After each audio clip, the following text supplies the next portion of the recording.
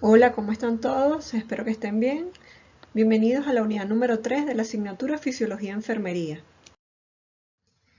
En esta unidad vamos a hablar sobre la fisiología muscular. Yo soy la profesora Rita Karina de Faría, docente escrita a la sección de Fisiología, y los voy a acompañar durante el desarrollo de este tema. Espero que disfruten las clases, que aprendan mucho y bueno, sin más preámbulo vamos a iniciar. Muy bien, en esta tercera unidad vamos a desarrollar el tema de la fisiología muscular, el cual, si recordamos, hace referencia a estructuras involucradas con el movimiento. A lo largo de toda nuestra superficie corporal tenemos distribuidos aproximadamente 650 músculos y cada uno de ellos está provisto de las características anatomofuncionales necesarias para poder cumplir la actividad motriz, ya sea por estimulación voluntaria o involuntaria.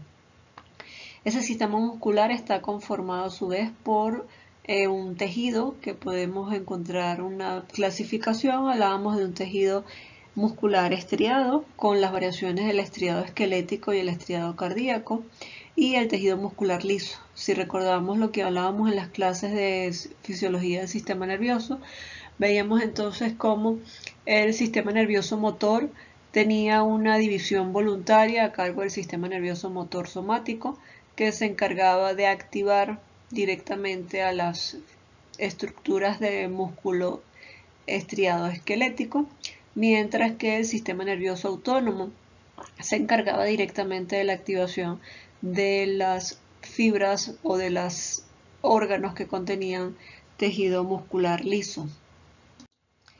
A su vez, en las clases de hoy y en la próxima clase vamos a desarrollar desde el punto de vista de las características tanto anatómicas como funcionales que permiten a estos tejidos poder cumplir esa actividad motriz a través de la contracción muscular. En la clase de hoy vamos a desarrollar el tema de músculo esquelético y en la próxima clase vamos a hablar de musculatura lisa. Con respecto a la musculatura estriada cardíaca, ya hablarán de ella cuando desarrollen el tema de fisiología cardiovascular. Como vamos a ver a lo largo de las próximas clases, existen diferencias muy importantes en cuanto a la estructura y funcionamiento de estos dos tipos de tejido muscular, liso y esquelético.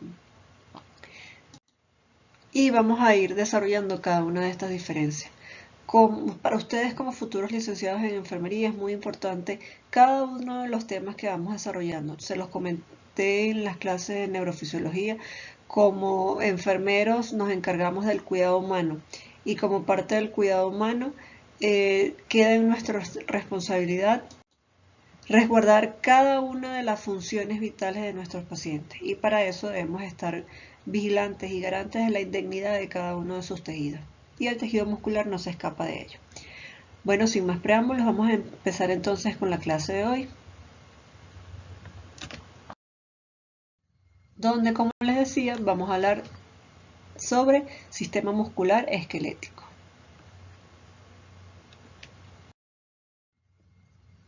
Dentro del contenido que vamos a desarrollar en la clase de hoy, vamos a hablar sobre las características anatomofuncionales relacionadas con el sistema muscular esquelético, para entrar directamente en la actividad mecánica que se desarrolla en este tipo de tejido muscular cuando hablemos de contracción muscular. Vamos a ver todos los mecanismos involucrados, proteínas, sustrato, todo lo necesario para que ocurra el acoplamiento, excitación, contracción muscular. Por otro lado, vamos a entrar en algunas definiciones propias de la actividad mecánica o de la actividad de contracción muscular, donde vamos a desarrollar y vamos a definir algunos de estos conceptos. Para hablar entonces de la contracción a nivel del músculo esquelético, debemos recordar que responde a una actividad completamente voluntaria, actividad que estaba a cargo de la activación del sistema nervioso motor somático, el cual estaba conformado por una serie de estructuras, tanto estructuras superiores, estructuras medulares y una gran red de fibras nerviosas distribuidas a lo largo de todo nuestro cuerpo, que conducían la información hasta cada una de las fibras musculares distribuidas en él. A su vez, esa actividad motora voluntaria iniciaba a partir de una idea proveniente de cortezas asociativas que se encargaban de recibir la información proveniente del medio externo, contextualizarla con el entorno y finalmente producir o generar la idea de la necesidad de realizar un determinado movimiento. En relación a esto, veíamos entonces cómo a partir de esta idea el sistema nervioso motor o las áreas superiores del sistema nervioso motor iniciaban ese proceso de ejecución del movimiento a partir de la creación de un plan perfectamente orquestado donde incluía qué músculo, a qué magnitud, por cuánto tiempo, a qué velocidad, y que ese plan era definido por las áreas de la corteza premotora y suplementaria a partir de la decisión de la corteza motora primaria y que a su vez iba a ser retroalimentado por estructuras como los ganglios basales, por estructuras como el cerebelo, y que esa retroalimentación no ocurría solo antes de iniciar el movimiento, sino que también durante el desarrollo del movimiento. Veíamos entonces cómo esa información descendía desde los centros superiores a lo largo del tallo encefálico, médula espinal, hacia las motoneuronas anteriores ubicadas a nivel de la sustancia gris medular, de donde partían entonces esas motoneuronas, hablábamos de motoneuronas alfa y motoneuronas gamma, hacia cada una de las fibras musculares distribuidas. Hablábamos de las motoras alfa, iban hacia las fibras musculares extrafusales, mientras que las gamma iban hacia los polos superiores e inferiores de las fibras intrafusales. Y veíamos la mecánica o la funcionabilidad que tenían estas fibras musculares o esta clasificación de fibras musculares desde el punto de vista de la contracción. Hoy vamos a ver entonces cómo ocurre ese acoplamiento electromecánico que permite como tal la contracción muscular. Recordamos entonces cómo esas motoneuronas van a hacer sinapsis sobre la fibra muscular en algo que generando a nivel de esa unidad motora, que es la unión de la motoneurona con su fibra muscular, una unión neuromuscular. Producto de esa unión neuromuscular, entonces se liberaba el neurotransmisor acetilcolina a nivel de la placa terminal motora de cada una de las fibras musculares, generando entonces que esa acetilcolina se uniera a su receptor afín. En el caso de la placa motora hablamos de un receptor de tipo nicotínico, generando en él entonces su activación, como veíamos en la clase del sistema nervioso autónomo que hicimos un repaso de estos receptores. El receptor nicotínico es un receptor de tipo ionotrópico que entonces a través del intercambio y el flujo de iones conducía a la transmisión del potencial de acción hacia la fibra muscular como tal, logrando de esta manera entonces lo que llamamos el acoplamiento, excitación, contracción a nivel de una fibra muscular estriada esquelética. Entonces, esta es la unión neuromuscular. Veíamos entonces cómo a nivel de la unidad motora ocurría la conexión del axón a través de la terminal axómica con la fibra muscular como tal, contra el tejido muscular, y que si este punto de conexión lo ampliamos acá, vemos entonces cómo ese axón que está activado empieza entonces a través del producto del mismo potencial de acción a abrir los canales de calcio, permitiendo que el calcio entre hacia la célula nerviosa, liberando entonces, migrando las vesículas hacia la terminal presináptica y a su vez liberando el contenido de ellas hacia el espacio sináptico, uniéndose específicamente con su receptor afín. Y acá tenemos este cuadrito, lo tenemos acá ampliado. Vemos entonces cómo ese neurotransmisor se une con su receptor, produciendo entonces ese intercambio de iones que les mencionaba, traduciéndose entonces en la entrada de sodio a nivel intracelular en la fibra muscular, y cuando aumenta el flujo de cargas positivas, convirtiendo el potencial de membrana o haciéndolo menos negativo, llevando la despolarización hasta el potencial de acción de alcanzar el valor umbral, logrando entonces de esta manera la activación de la fibra muscular. Vemos entonces cómo todo eso que desarrollamos a las clases de neurofisiología, todo ese sustento de la actividad eléctrica, ahora se acopla y se ve verdaderamente necesario y verdaderamente su utilidad, como es en el caso de la activación de una fibra muscular como predecesor de la actividad motora. Habiendo entonces refrescado cómo ocurre la parte eléctrica de ese acoplamiento, excitación, contracción, para poder entrar al proceso mecánico, para el proceso de la contracción muscular como tal, debemos recordar y debemos establecer cómo está conformada la estructura del músculo esquelético.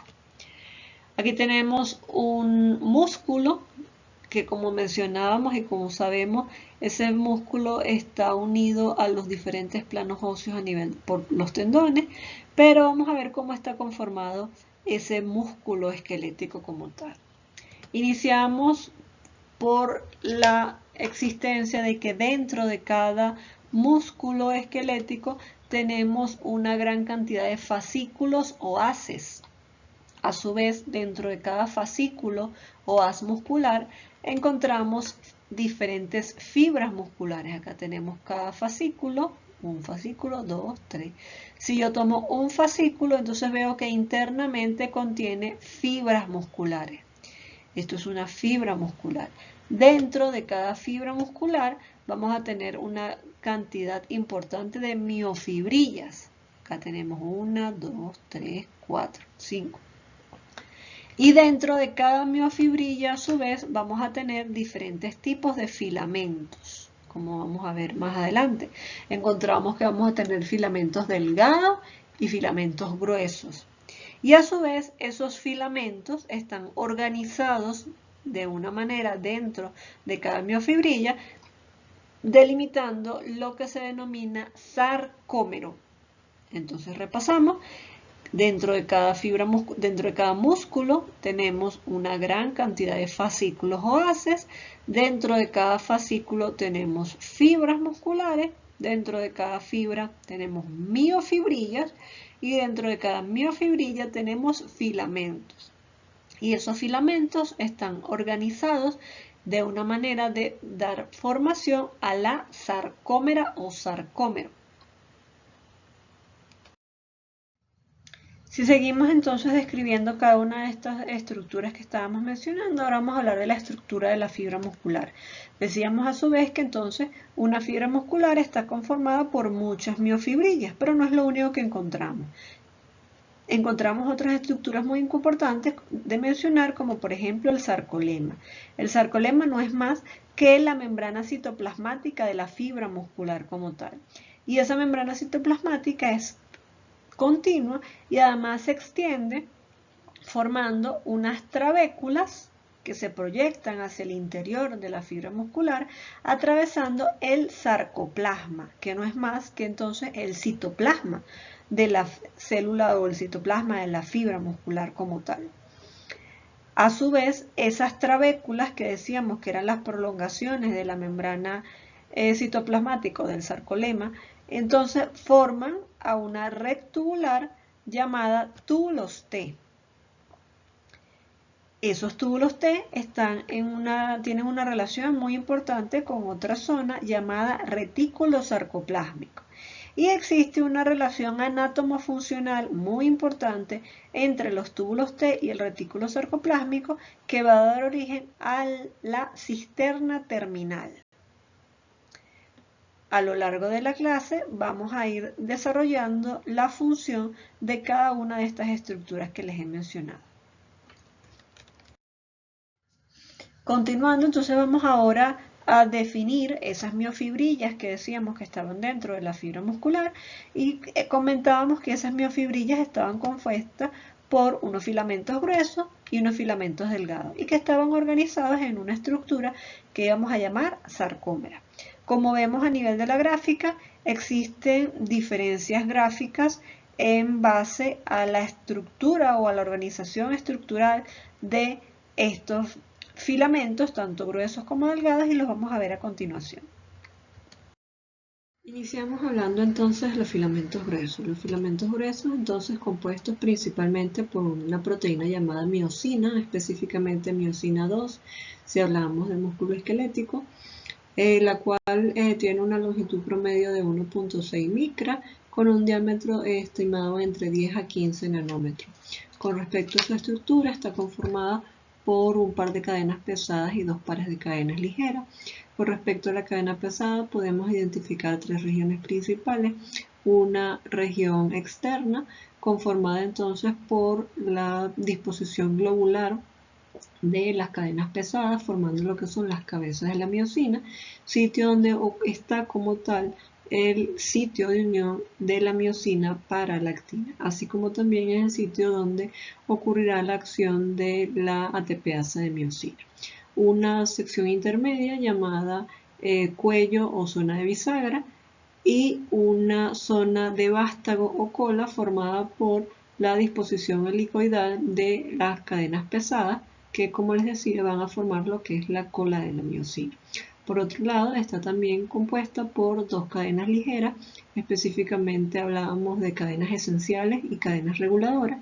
Desde el punto de vista de estas cadenas ligeras, guardan una relación con lo que es la zona de la cola, con el objetivo de dar una estabilidad mecánica al filamento como tal, y con respecto a las cabezas de la miosina o con las estructuras globulares, están relacionadas con la acción o el sitio de acción de la sinasa de cadena ligera de la miosina, necesario para la activación final como tal de la miosina durante el proceso de la contracción.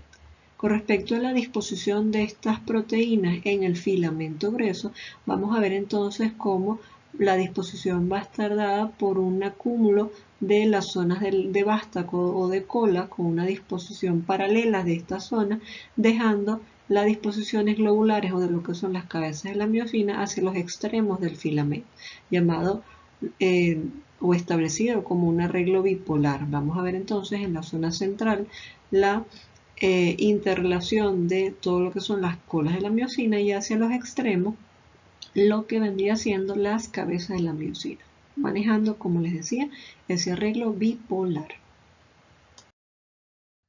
Si hablamos ahora de los filamentos delgados, entonces debemos mencionar las proteínas que los conforman y empezamos hablando de la actina.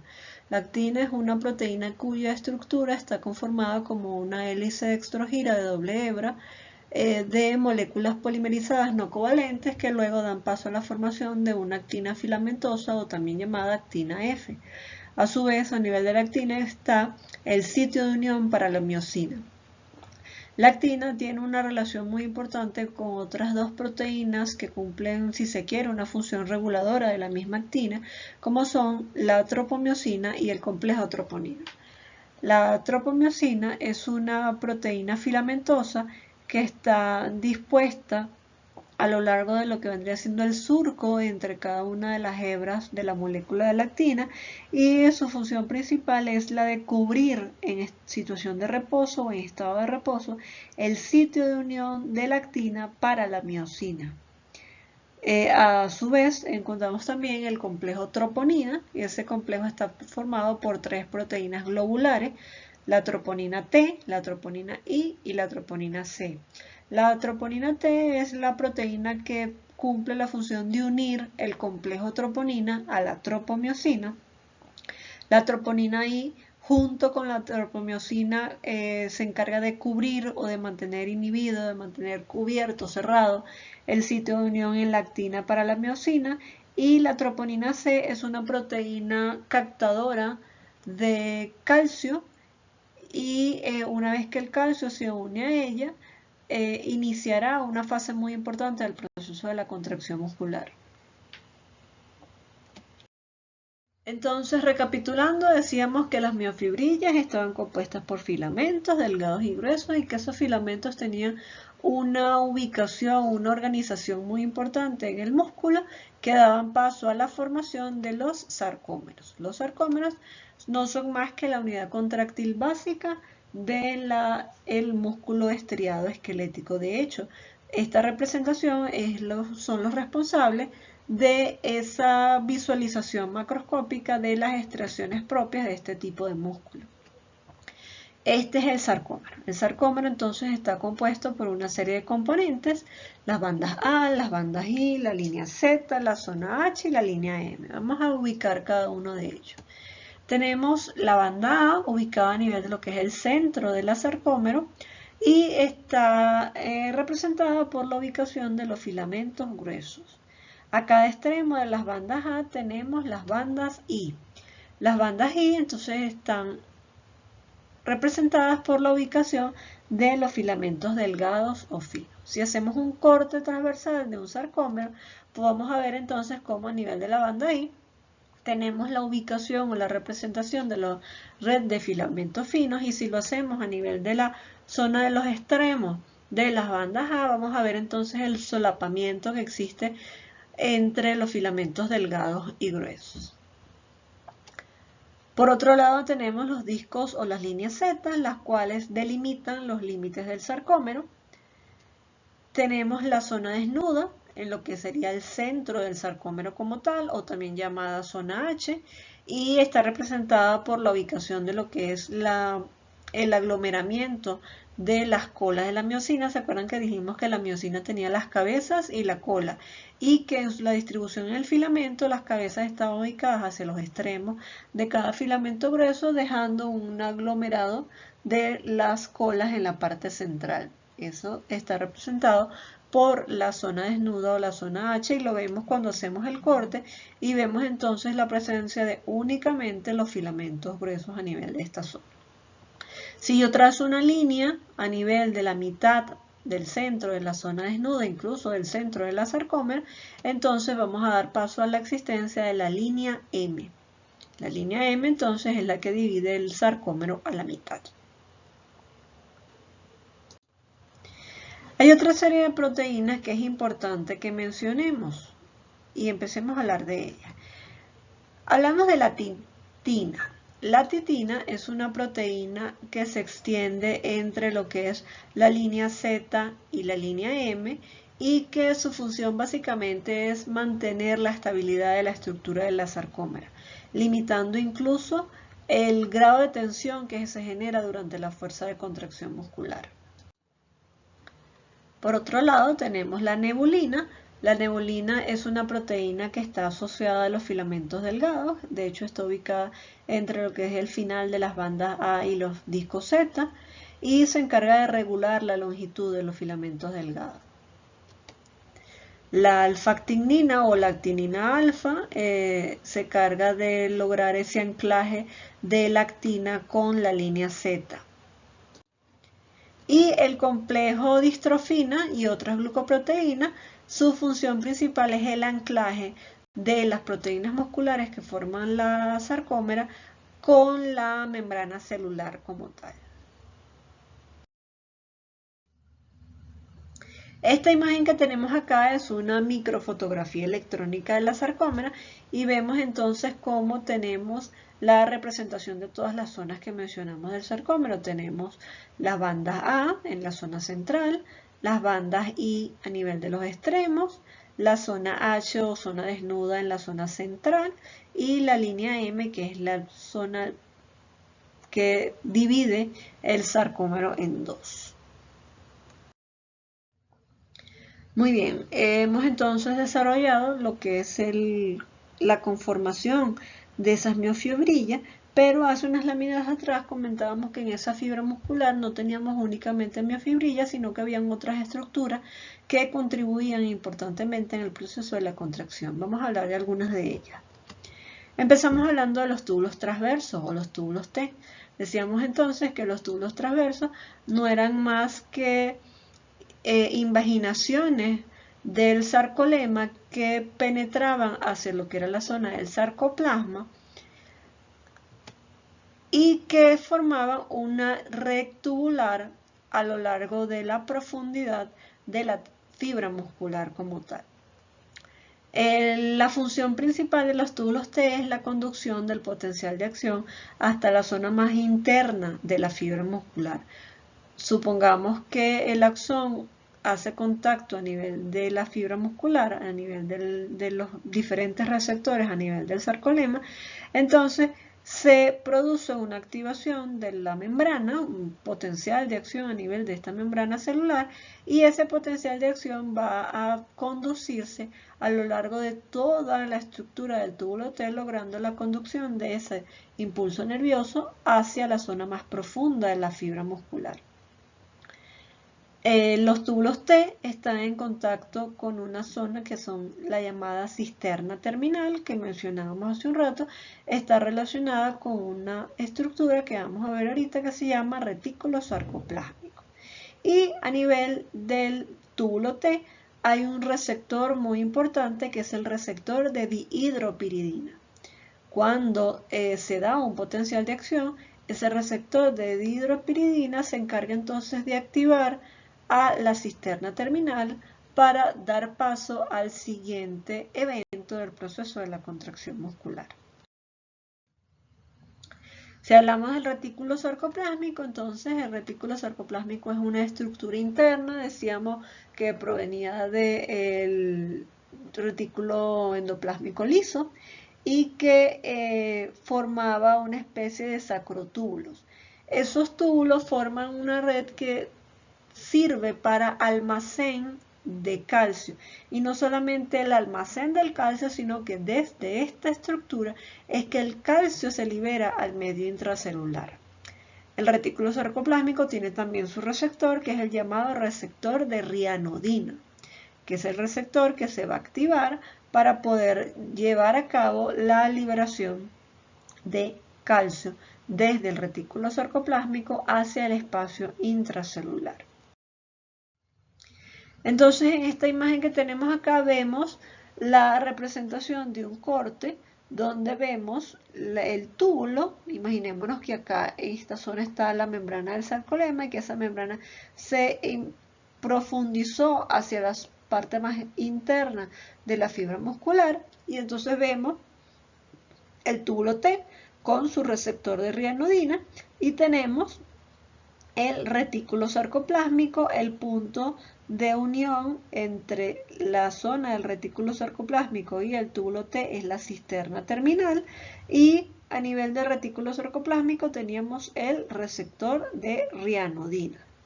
En condiciones de reposo, ¿por qué no se libera el calcio? Lo vamos a ver en un ratico, pero les adelanto que existe a nivel interno en el retículo sarcoplásmico una proteína que se llama calsecuestrina. Y esa proteína calsecuestrina se encarga de mantener secuestrados, de mantener localizados las moléculas o los iones de calcio, mejor dicho, evitando que difundan hacia el medio intracelular. Solo cuando se da un potencial de acción, entonces se activa el receptor de dihidropiridina en el túbulo T, que a su vez activa al receptor de rianodina en el retículo sarcoplásmico, produciendo entonces el estímulo necesario para que la calsecuestrina libere al calcio al espacio intracelular. Repito, en condiciones de reposo, el calcio se mantiene almacenado en el retículo sarcoplásmico unido a una proteína que se llama calsecuestrina. Ese punto de conexión entre el túbulo T y el retículo sarcoplásmico forma lo que llamamos la triada. Entonces acá tenemos una imagen que muestra lo que les decía. Cuando una motoneurona es activada y conduce el potencial de acción hacia la placa motora, entonces desde la terminación axómica se libera el neurotransmisor. Una vez que entra el calcio a nivel de la terminal axómica, se libera el transmisor, el cual se une a su receptor nicotínico, al receptor afín para la acetilcolina, conduciendo entonces el potencial de acción a lo largo de toda la membrana celular, a lo largo de todo el sarcolema. Ese potencial de acción discurre a lo largo de lo que era el túbulo T, llegando a activar hacia la parte más interna de la fibra muscular. A su vez, esta activación lleva a la activación consecuente del receptor de dihidropiridina. Y este receptor de dihidropiridina a su vez activa al receptor de rianodina, el receptor del retículo sarcoplásmico, logrando entonces que desde el retículo sarcoplásmico se libere calcio hacia el espacio intracelular para continuar como tal el proceso de la contracción muscular. Vamos a ver el siguiente video que les muestra lo que hemos visto hasta el momento. Vemos entonces cómo el potencial de acción se propaga por todo lo que es la estructura del sarcolema, incluso a nivel de esas proyecciones que hay hacia la parte interna de la fibra muscular y que llamábamos túbulos T o túbulos transversos. Esa red entonces permite la conducción del potencial de acción hacia la parte más interna de la fibra muscular. Decíamos que ese túbulos T está en contacto con una red que es el retículo sarcoplásmico y que contenía almacenado el calcio. Las zonas de abultamiento del retículo sarcoplásmico las íbamos a llamar cisternas terminales y el sitio de unión o cuando hablábamos de un túbulo T con las cisternas terminales o con dos cisternas terminales se llamaba triada. A su vez había una forma de comunicar estas estructuras. Teníamos en el túbulo T el receptor de dihidropiridina y en el retículo sarcoplásmico teníamos el receptor de rianodina. Cuando se da un potencial de acción, entonces hay un cambio conformacional en el receptor de dihidropiridina que a su vez activa al receptor de rianodina, liberando de esta manera el calcio al espacio intracelular desde el retículo sarcoplásmico. Entonces hablábamos del papel del calcio durante el proceso de la contracción. ¿Cuál es el papel de este ion? Decíamos que la actina tenía el sitio de unión para la miosina en condiciones de reposo cubierto por la tropomiosina y por la troponina I. Y que ese complejo troponina también tenía otra proteína globular que era la troponina C. Esa troponina C entonces, durante el proceso de la contracción, se va a unir con el calcio para generar un cambio en la conformación de la estructura de esta proteína. Es decir, cuando el calcio se une a la troponina C, esto produce una activación de la tropomiosina haciendo que ésta gire sobre la molécula, dejando en descubierto los sitios que tiene la actina para que se pueda unir con la miosina. Entonces, vamos a hablar finalmente del acoplamiento, excitación, contracción. Estas imágenes que tenemos acá son las imágenes de su libro de Linda Costanzo, las cuales describen cada uno de estos eventos, pero yo se las tengo a continuación un poquito más gráficas.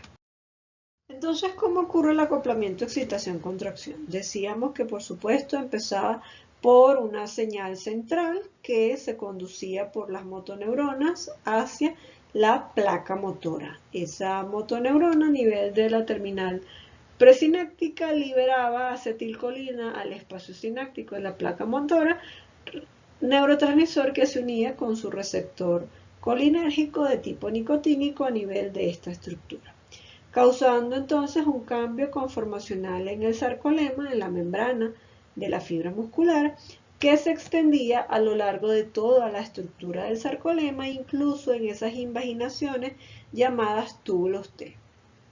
Que ese túbulo T tenía un receptor que era el receptor de dihidropiridina que se activaba por los cambios de voltaje a nivel de la membrana, activando a su vez el receptor de rianodina a nivel de la cisterna terminal del retículo sarcoplásmico, causando entonces la liberación del calcio desde el retículo sarcoplásmico hacia el espacio intracelular. Esta es la salida de calcio desde el retículo sarcoplásmico con la consecuente aumento de la concentración de calcio intracelular permitirá la unión entre el calcio y la troponina C del complejo troponina, que a su vez generará un cambio en la conformación de la tropomiosina con respecto a la actina, liberando de esta manera el sitio de unión de la actina para la miosina. Por otro lado, en la miosina también están ocurriendo eventos. Como mencionábamos al comienzo del ciclo, existe un ligero o discreto acople entre la miosina y la actina, formando un discreto rigor o rigidez. Cuando una molécula de ATP se une a la cabeza de la miosina, ocurre una serie de cambios conformacionales. Inicialmente se pierde la afinidad de la miosina por la actina, lo que hace que ese puente o ese pequeño acople se rompa, y viene seguido del movimiento de la cabeza de la miosina hacia el siguiente punto positivo de la actina. Esto se ve acompañado con la hidrólisis del ATP, ADP más fósforo inorgánico, que genera el movimiento de la cabeza de la miosina a ese nuevo sitio de unión de la actina y lleva finalmente al acople de estas dos proteínas. Ese acople o interacción entre la actina y la miosina es lo que da paso a la formación de los llamados puentes cruzados. Una vez formado este puente, entonces se mueve la cabeza de la miosina, generando el efecto de tirar la actina hacia el centro de la sarcómera, y es lo que vemos en condiciones macroscópicas como el acortamiento de la fibra muscular. Cuando una nueva molécula de ATP se une hacia la cabeza de la miosina, entonces se da un nuevo ciclo. Se pierde la afinidad de la miosina por la actina, se rompe el puente cruzado, se moviliza la miosina hacia el siguiente sitio positivo de la actina y se forma un nuevo puente cuando se da la hidrólisis de ese ATP a ADP más fósforo inorgánico, formando finalmente un nuevo puente cruzado. Esto ocurre tantas veces como sea posible, siempre y cuando la actina se mantenga activa, es decir, siempre y cuando tengamos presencia de calcio a nivel intracelular.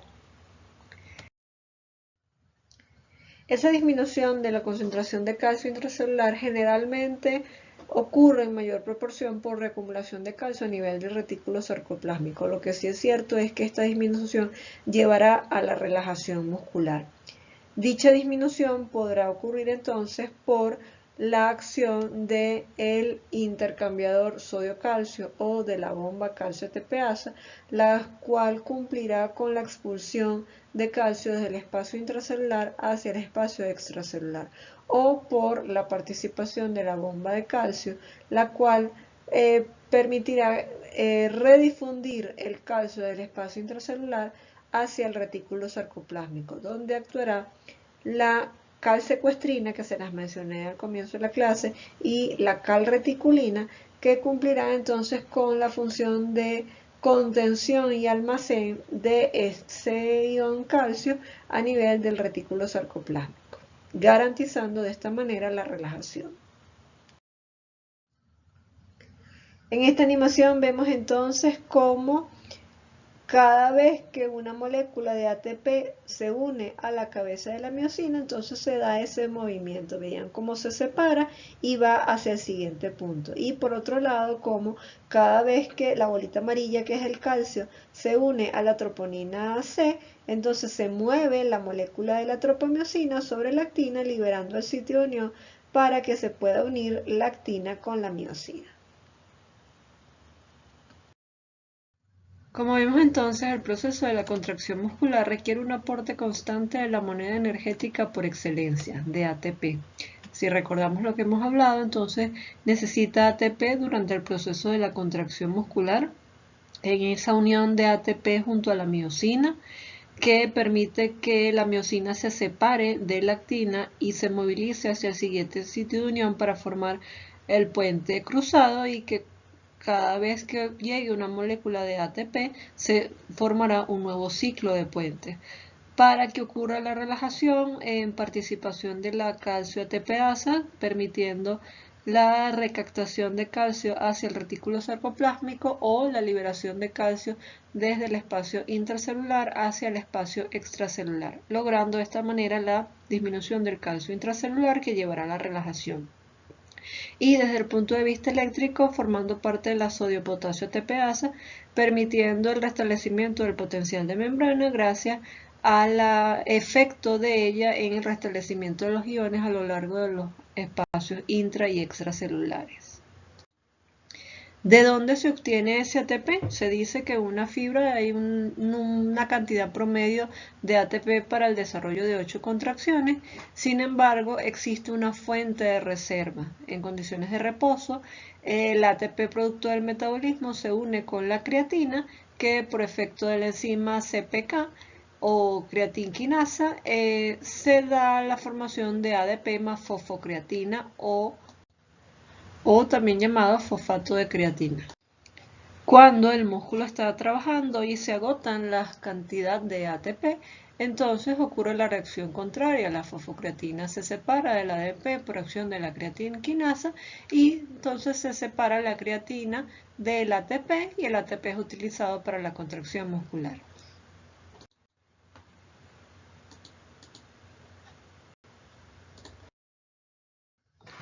Vamos a ver el siguiente video que muestra un resumen de lo que hemos visto en la clase. Vemos entonces cómo a lo largo de nuestro día utilizamos los músculos en múltiples funciones. Vemos la chica que está usando sus músculos esqueléticos para escribir, pero también observamos cómo el músculo estriado cardíaco y el músculo liso contribuye en actividades motrices en otras estructuras. Si hablamos de músculo esquelético de actividad voluntaria, recordamos entonces que el músculo está conformado por fascículos o fibras musculares y esas fibras musculares internamente estaban conformadas por miofibrillas. Cuando se activa a través del potencial de acción en la unión neuromuscular, el potencial de acción entonces pasa hacia la fibra muscular como tal. Esa fibra muscular está compuesta por miofibrillas y esas miofibrillas están organizadas en sarcómeras. Esa sarcómera, la unidad contráctil básica del músculo, estaba conformada a su vez por filamentos gruesos y por filamentos delgados. El movimiento de la sarcómera por la interacción de estos filamentos producirá entonces el acortamiento. Esos filamentos gruesos estaban conformados por la proteína miosina, dividida por la línea M o anclada a la línea M, y los filamentos delgados por la actina anclados a la línea Z. Durante el proceso de la contracción veíamos entonces cómo la interacción de la actina con miosina hace el acortamiento de la sarcómera. Ese acortamiento se da producto de la interacción entre la cabeza de la miosina con los sitios de unión de la actina, generando entonces la formación de los puentes cruzados y generando el movimiento de la actina hacia la miosina, es decir, hacia el centro de la sarcómera, que es lo que veíamos como el acortamiento de la sarcómera y a su vez de la fibra. Ese movimiento se daba porque la ATP se unía a la miosina, se hidrolizaba ADP más fosforino orgánico, lo que permitía el movimiento de la cabeza de la miosina y la unión con el sitio activo de la actina, formando de esta manera el puente cruzado. Cuando una nueva molécula de ATP llega, entonces se separa, se da la disolución de ese puente cruzado, permitiendo la unión a un nuevo sitio activo. Y esto ocurrirá tantas veces como sea necesario, formando tantos puentes como moléculas de ATP aparezcan. A su vez, en relación a la actina, es necesaria la presencia de calcio, el cual va a interactuar con la proteína troponina específicamente con la troponina C, y una vez que la troponina se une al calcio, se producirá un cambio conformacional en el cual la tropomiosina gira sobre la actina, dejando al descubierto los sitios de unión de la actina para la miosina, permitiendo entonces que si hay ATP, se une la miosina y la actina. Vemos entonces cómo un potencial de acción produce esto. ¿De dónde sale ese calcio? Sale del retículo sarcoplásmico y ante la llegada de un potencial de acción se libera acetilcolina.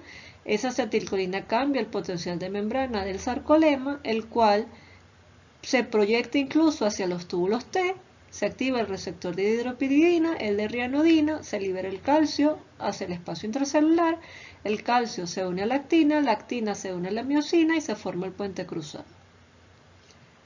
Cada uno de estos ciclos vemos el acortamiento de la sarcómera, el acortamiento de la miofibrilla y a su vez el acortamiento de la fibra muscular.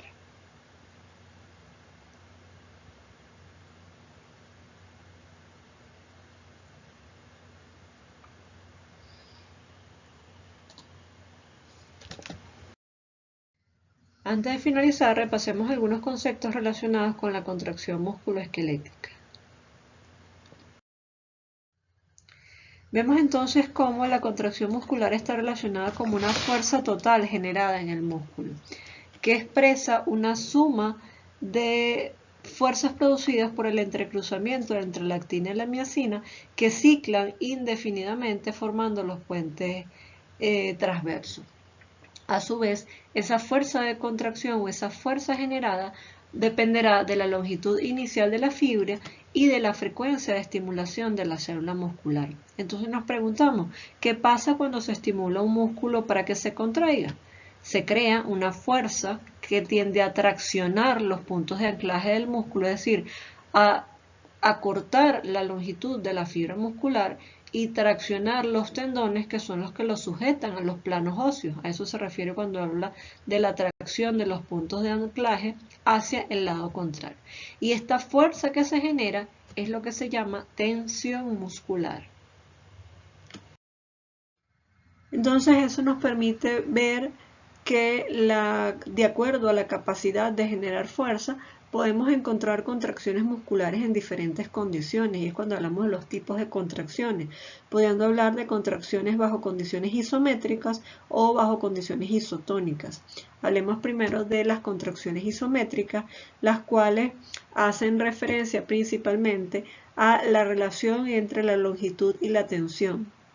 Vemos cómo el músculo es capaz de responder durante la contracción generando la tensión muscular necesaria, sin embargo manteniendo una longitud constante o una longitud prefijada que establece o puede ser denominada como precarga.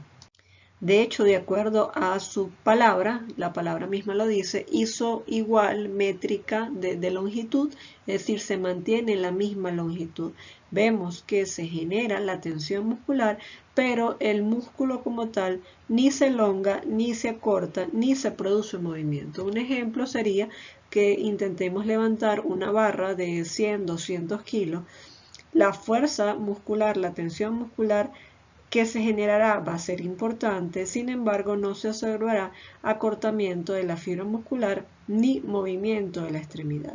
Otro ejemplo también de la vida cotidiana que podemos mencionar es cuando vamos a cargar un bebé en brazos. Se produce la contracción muscular para poder sostener el peso del bebé y evitar que se nos caiga, pero no se produce un cambio en la longitud del músculo que se traduciría en un movimiento de la extremidad. Entonces eso es un tipo de contracción isométrica. Si seguimos hablando de la contracción muscular, específicamente de los tipos de contracción muscular, ahora hablamos de la contracción isotónica, la cual expresa la relación fuerza-velocidad, es decir, describe la velocidad de acortamiento cuando varía la fuerza contra la que se contrae el músculo, la cual vamos a llamar poscarga. Viendo entonces cómo se permite que la longitud del músculo cambie generalmente, que se acorte contra una fuerza prefijada, que ya como les decía íbamos a llamarla poscarga. De allí su nombre, isotónica, la fuerza está prefijada, está igual. Desde este punto de vista, entonces, las contracciones isotónicas pueden ser concéntricas o excéntricas. En la contracción concéntrica, esta ocurre cuando un músculo desarrolla una tensión suficiente para vencer o para superar una resistencia, de tal forma que éste se acorta, produciendo incluso el movimiento de la parte del cuerpo en contra de dicha resistencia. Un ejemplo de esta contracción, así como adicional al que vemos en la imagen, en que el sujeto levanta la pesa, permitiendo el movimiento del brazo sobre el antebrazo, otro ejemplo sería cuando llevamos un vaso de agua a la boca para beber. Observemos que va a existir un acortamiento muscular permitiendo ese movimiento concéntrico que nos permite llevar el brazo hacia la boca para poder beber, observando entonces el acortamiento de los músculos flexores, que son los que van a permitir este movimiento. En el caso de la contracción excéntrica, se produce generalmente cuando la resistencia es mayor que la tensión ejercida por el músculo, de forma tal que el músculo no se acorta, sino que se alarga. Ejemplo contrario sería entonces cuando nuevamente llevamos el brazo donde teníamos el vaso de agua para depositarlo nuevamente en la mesa. El bíceps braquial entonces se contrae ahora excéntricamente, es decir, para alejarlo del cuerpo y poder depositarlo en la mesa. Por supuesto, aquí juega un papel muy importante la gravedad, porque de no ser así, se produciría entonces una contracción que depositaría bruscamente el vaso o incluso dejándolo caer. Si seguimos entonces nos preguntamos, ¿puede modificarse la fuerza desarrollada en una fibra muscular esquelética aislada? Y la respuesta es que sí, puede hacerse, incluso puede hacerse de dos maneras. Una primera manera, sumando múltiples contracciones puntuales, sabiendo por supuesto que cada contracción está asociado a potenciales de acción. En esta imagen vamos a discutir algunos conceptos relacionados con la contracción muscular desde el punto de vista de la cantidad de potenciales de acción. Debemos empezar hablando de sacudida muscular. La sacudida muscular, como hemos mencionado, producto del acoplamiento excitación-contracción, se producirán eventos a nivel de la interacción entre los filamentos que están conformando a las miofibrillas y a su vez a las fibras musculares. Ese producto del acoplamiento excitación-contracción en cada fibra muscular lo vamos a llamar sacudida muscular. El conjunto de las sacudidas musculares en cada fibra muscular que llevan a la actividad del músculo por completo, entonces lo vamos a llamar contracción, es decir, la suma de las sacudidas musculares llevará a la contracción muscular como tal, como veíamos en el video. Sabiendo entonces que secundario a la producción de un potencial de acción, se producirá la aparición de una contracción. Un potencial de acción promedio dura entre 1 a 3 milisegundos, mientras con la contracción puede durar hasta 100 milisegundos. Si un potencial de acción se da repetido, es decir, secundario a un primer potencial de acción, aparece un segundo potencial de acción con un intervalo aproximado que no haya permitido la relajación completa de la fibra muscular secundario a la recaptación de calcio a nivel del retículo sarcoplásmico, entonces se producirá lo que llamamos suma de contracciones, es decir, el músculo no está completamente relajado, se producirá una segunda contracción que por supuesto vendrá acompañada de una mayor fuerza desarrollada. Si ese intervalo entre los potenciales de acción continúa acortándose y siguen apareciendo potenciales de acción seguidos en el tiempo que continúan afectando el proceso de recaptación de calcio e impidiendo de esta manera la relajación muscular, esa suma de contracciones continuará hasta producir lo que se llama tetania muscular. Hablamos de tetania incompleta cuando existe una discreta o evidencia de relajación muscular, o de tetania completa cuando definitivamente el intervalo entre los potenciales de acción es tan corto que el músculo entra en una fase de meseta o la capacidad de contracción entra en una fase de meseta en el que el músculo no se relaja en ninguna magnitud o en ninguna proporción. Y es lo que vamos a ver representado acá. Vemos entonces cómo la cantidad de los potenciales de acción es tanta en el tiempo que se produce desde el punto de vista de la tensión o de la fuerza de contracción generada una meseta, se mantiene constante hasta que por casos de, por ejemplo, fatiga muscular o porque definitivamente cesan la cantidad de potenciales de acción, por ponerle esos dos ejemplos, el músculo finalmente logre relajarse producto de la disminución del calcio intracelular, que decíamos que era la principal necesidad. La segunda circunstancia que puede modificar la fuerza desarrollada en la fibra muscular entonces es sumando la contracción de múltiples fibras, y lo mencionábamos en las clases de neurofisiología cuando hablábamos del principio del tamaño, que hablaba que la unidad motora estaba conformada por las fibras nerviosas con su fibra muscular. Sí, desde ese punto de vista hablábamos de unidades motoras grandes o pequeñas, es decir, en base a la capacidad de reclutamiento de muchas fibras musculares, no será la misma fuerza desarrollada por la activación de 2 o 3 fibras musculares a que si esa activación lleva al reclutamiento de muchas fibras musculares, mayor fuerza de contracción se generará. En esta imagen que tienen a continuación vemos cómo ese efecto del aumento de la magnitud de la contracción muscular o de la fuerza de contracción muscular sustentada en el principio de tamaño se ve evidenciado incluso desde el punto de vista funcional.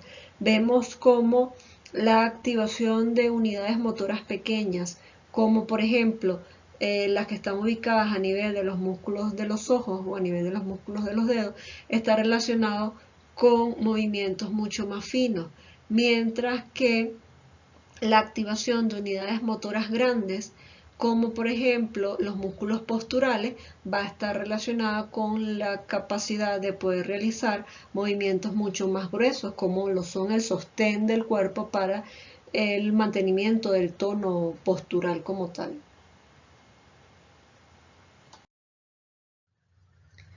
Finalmente hablamos de lo que es la fatiga muscular, y la fatiga muscular se puede dar por múltiples causas. Hablamos de una fatiga muscular por situaciones centrales, por decirlo de alguna manera, relacionada básicamente a lo que son reflejos protectores, como por ejemplo el reflejo tendinoso de Golgi que veíamos en las clases de control medular de la función motora. Y desde el punto de vista periférico, pues dependerá de cuál es la estructura que está siendo afectada. Si hablamos de la unión neuromuscular, bueno, podríamos mencionar la liberación de la cantidad de acetilcolina o algo que ocurra a nivel del receptor, alguna inhibición por parte del receptor nicotínico. Si hablamos del acoplamiento excitación-contracción, por algún cambio a nivel del potencial de membrana. Puede ser también por una disminución de la cantidad de calcio o de la interacción entre el calcio y la troponina C. Y en el caso de la relajación, existen algunas otras teorías, como por ejemplo que estén relacionadas con el ATP o que estén relacionadas con sustratos que se generan producto de la actividad muscular, como la acumulación de lactato, por ponerles algún ejemplo. Finalizamos la clase con el futuro de una nación es tan prometedor como la próxima generación de ciudadanos, un mensaje de Nelson Mandela. Acá les dejo la bibliografía recomendada para que puedan estudiar lo que hemos visto en la clase. Nos vemos en la próxima clase para que hablemos sobre fisiología del músculo liso. Chao, chao.